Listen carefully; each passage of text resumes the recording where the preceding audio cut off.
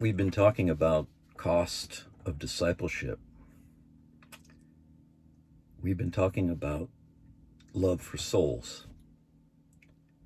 We've been talking about you can't serve God and money. And Jesus, in Luke 16, starting at verse 19, is driving home those subjects by telling the story of a rich man and a poor man. And it's familiar with all of us, but it's the story of a rich man who had everything in life. So what would the Pharisees say about this guy? He was rich, prosperous, dressed in fine clothes and linen. We'd say he's successful.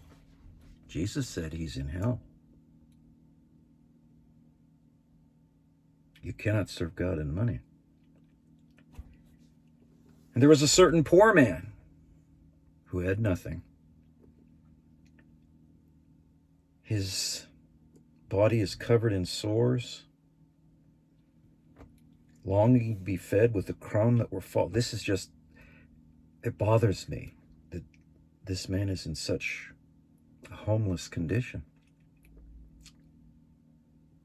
In an earthly life, while this rich man was receiving, look how smart he is, how successful, look at his bank account, or whatever.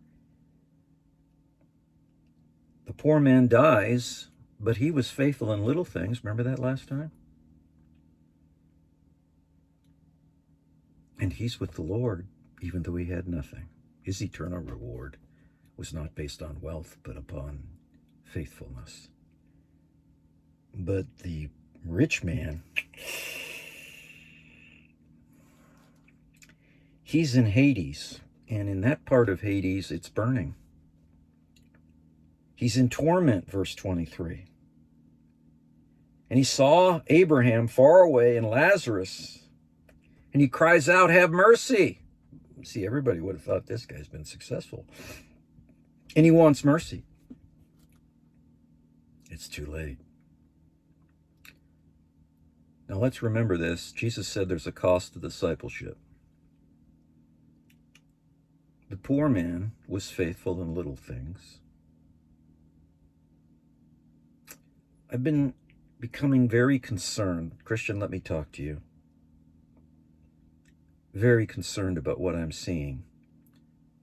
And some of the key terms I want you to remember as we look at this parable of the rich man and the poor man.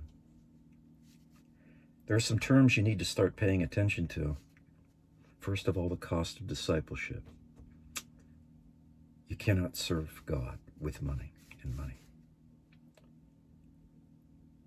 There is a word you need to be aware of, and it's called deplatforming and social credit. I'm alarmed at how many people on social media are being censored and deplatformed and removed if they say anything that the globalists don't like in our country. We used to have freedom of speech, didn't we? Not anymore.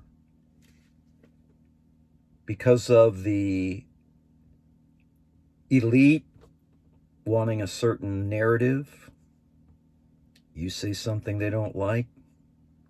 In China, they lower your social credit. They deplatform you. People in Shanghai are screaming out, wanting food, who are locked down in their homes. There was a woman named Pippa Malmgren, Malmgren,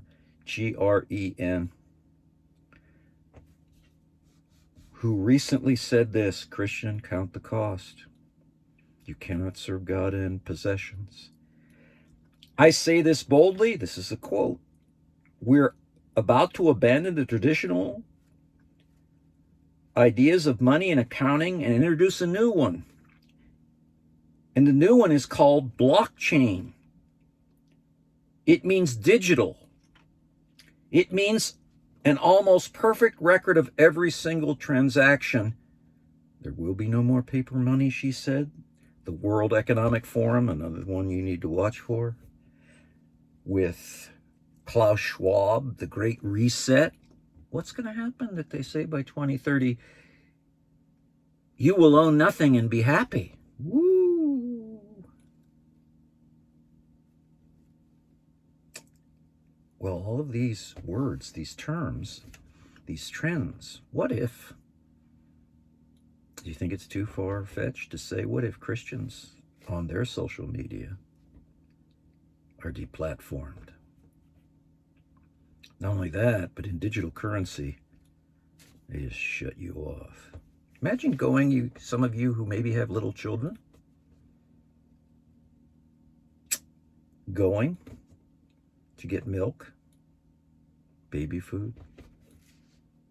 Your social media was deplatformed. Your social credit, you were removed, and your digital currency was shut off. Can you understand the cost? By 2030, they say this is going to happen, of counting the cost of being Jesus' disciple, that you could not,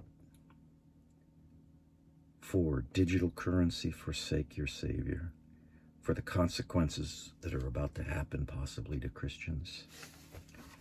You see, the rich man would have gone for his riches, but the poor man trusted the Lord and found his reward in heaven.